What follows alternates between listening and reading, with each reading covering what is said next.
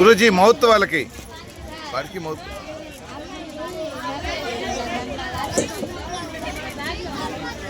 Mouth అది అమ్మాయి కదా అమ్మ ఆమె కదా దండేసుకో దాని బ్యాగ్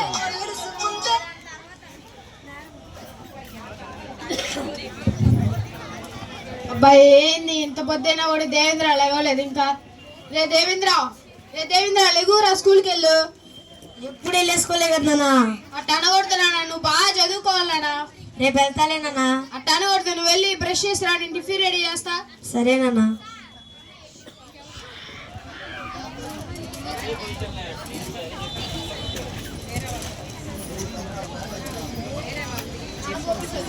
రే దేవేంద్ర ఎంతరా ప్రతిరోజు ఫోన్ చేస్తావు? ఫోన్ చేస్తే కళ్ళు పోతాయిరా. ఫోన్ చేస్తా తింటానన్నా. ముందు ఆ ఫోన్ పక్కన పెట్టు. నువ్వు బాగా చదువుకోండి, నన్ను బాగా చూసుకోవాలరా. మీ అమ్మ పోతూ నన్ను నీ చేతిలో పెట్టిపోయిందిరా. నువ్వు బాగా నన్ను చూసుకోవాలరా. సరేనన్నా. సరే వెళ్తూ దేవుడికి దండం పెట్టుకోరా. రోజు ఎందుకు నాన్న దేవుడికి దండం పెట్టుకోమంటావు? అన్ని ఇచ్చేవాడు మన దేవుడే గారా. అన్ని ఇచ్చేవాడు దేవుడు అన్నాను నాన్న అంటాను. అబ్బా నా బంగారం రా. సరే నువ్వు బడికి వెళ్ళి చదువుకో.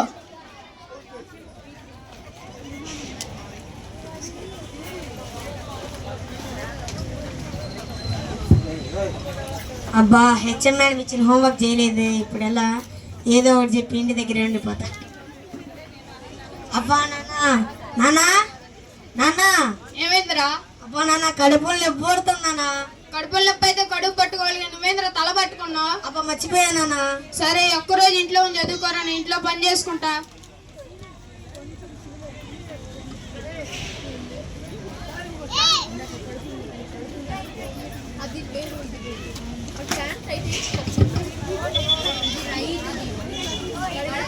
దేవేంద్ర నీకేం చెప్పా, నువ్వేం చేస్తున్నావు ఇక్కడ? కొద్దిసేపు ఫోన్ తీసి చదువుకుంటాలే నాన్న. ఫోన్ తీసి పక్కన పెట్టరా. అబ్బా నన్ను ఫోన్ చూడండి నాన్న.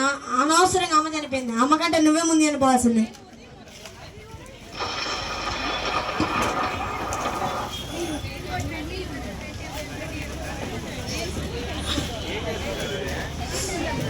అబ్బా ఏందబ్బా గుండెల్లో నొప్పిగా ఉన్నట్టు అనిపిస్తుంది. రే దేవేంద్ర గుండెల్లో నొప్పిగా ఉంది, ట్రారా. టేబుల్ మీద మాత్రలు ఉన్నాయి, తారా. రే దేవేంద్ర తారా.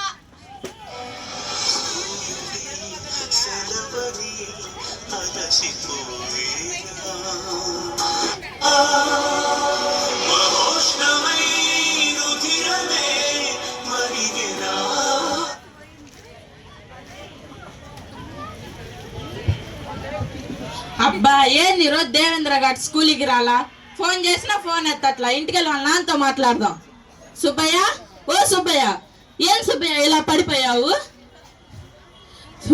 ఏంది నేను పడిపోతే వాడు ఫోన్ చేస్తున్నాడా? రే దేవేంద్ర, మీ నాన్న పడిపోయాడు రా. నానా లేగు నానా. లేగు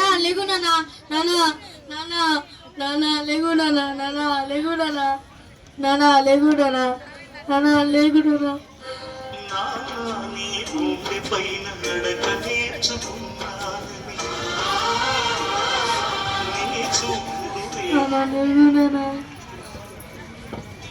ఇంకెక్కడ మీ నాన్న? మీ నాన్న చనిపోయాడు రా. లేగు రా, ఏడవద్దు లేగు. ఇదేంద్రా మీ నాన్న జోబులో చీటీ ఉంది, చదువుదాం ఇట్రా.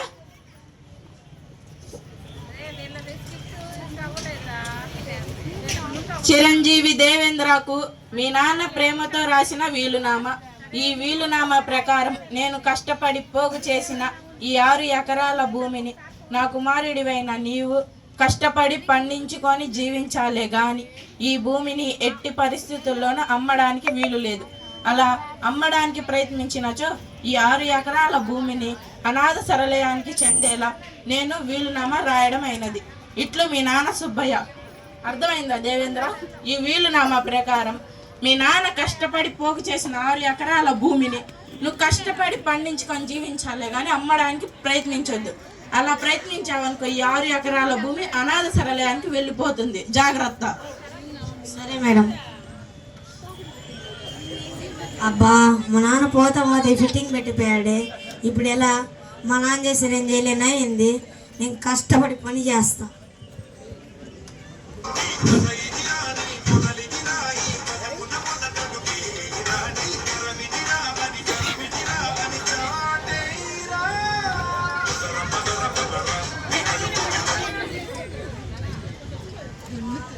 అబ్బా చేతులు ఇలా నెబ్బుడుతున్నాయి. మా నాని పని ఎలా చేశాడో ఏమో.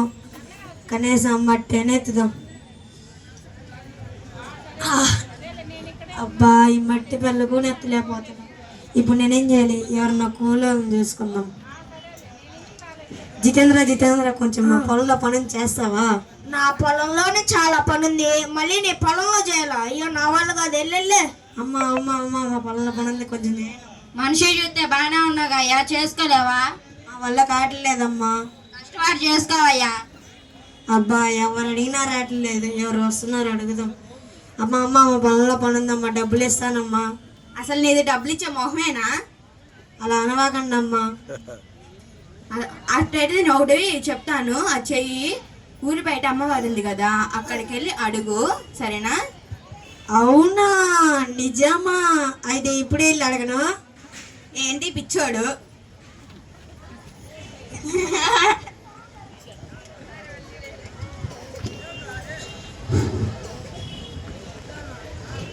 అమ్మా తల్లి కరుణించమ్మా. అమ్మా తల్లి కరుణించమ్మా. అమ్మవారిని ఎంత పిలిచినా పలకట్లేదు. ఏదన్నా భక్తి గీతం పడదాం.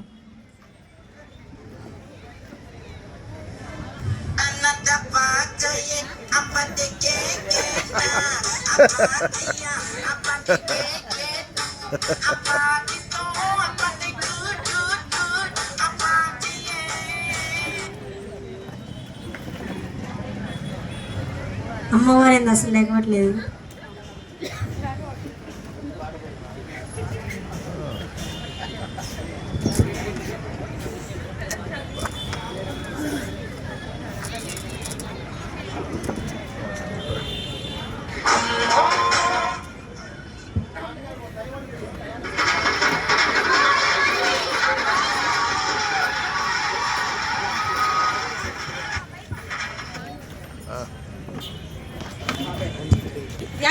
ఎవర్రా నన్ను పిలిచింది?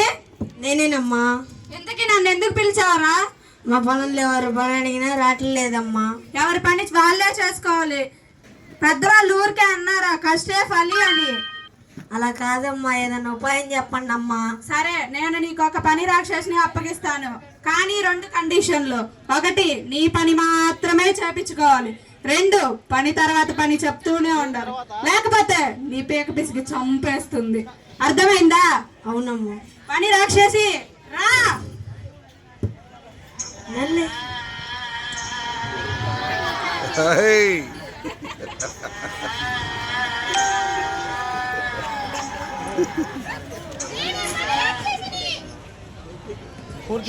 పిలిచావు? ఇక్కడ నుంచి ఇతనే నీ యజమాని. ఇతను ఏ పని చెప్తే ఆ పని నువ్వు చెయ్యాలి.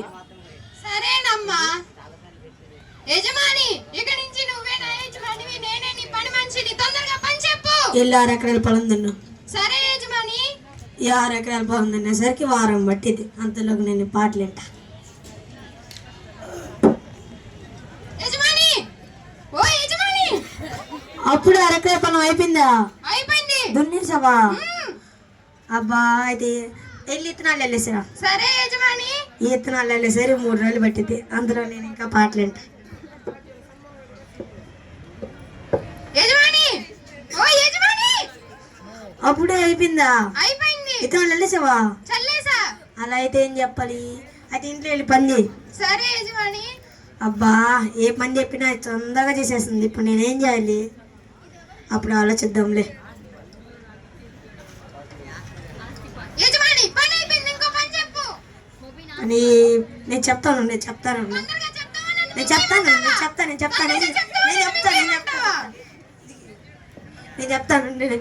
చెప్పు. సరే యజమాని. అబ్బా ఈ పని రాక్షసిని ఎలా వదిలించుకోవాలి? వెళ్ళి నేను అమ్మవారి దగ్గరికి వెళ్తాను. యజమాని, ఓ యజమాని. ఈ యజమాని నాకు పని చెప్పి ఎక్కడికి వెళ్ళాడు? ఓ యజమాని, ఓ యజమాని. అమ్మా తల్లి కరుణించమ్మా. కరుణించమ్మా. అమ్మవారిని ఎంత పిలిచినా పలకట్లేదు. మళ్ళా పాట పాడదాం. అన్నమ్మ పాతి. అరే ఇంకోసారి నువ్వు ఈ పాట పాడావో నీకు పేపగా పిలిచి నేనే చంపేస్తాను. ఎంతకి ఎందుకు వచ్చావు? ఆ పని రాక్షసి నాకు వద్దమ్మా, పని తర్వాత పని ఎమ్మటే చేస్తుంది. నువ్వు ఏది కోరి తెచ్చుకున్నావు కదరా, అనుభవించు. అలా అనవాకండి అమ్మా, ఏదైనా ఉపాయం చెప్పండి అమ్మా. నువ్వు నిజంగా నమ్మచ్చా? నమ్మచ్చమ్మా. నీ పని నువ్వే చేసుకుంటావా? చేసుకుంటానమ్మా. అయితే నీకు ఒక ఉపాయం చెప్తాను, ఇలారా.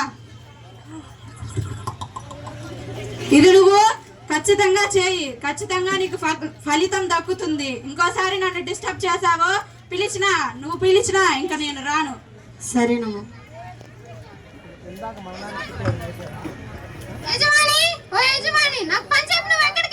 నీకు పని కదా కావాల్సింది? అవును. అయితే వెళ్ళి ఆ కుర్చీ ఎక్కు. సరే యజమాని. ఎక్కని చెప్పు. మళ్ళీ దిగు. దిగని చెప్పు. మళ్ళీ ఎక్కు. ఎక్కని చెప్పు. ఎక్కితే దిగు, దిగితే ఎక్కు. అదే నీ పని. యజమాని. యజమాని, ఈ పని నా చేత ఎంతసేపు చేపిస్తావు నువ్వు? నేను ఇంకో పని చెప్పేదా, నువ్వు ఇలానే చేస్తా ఉండాలి. సరే యజమాని.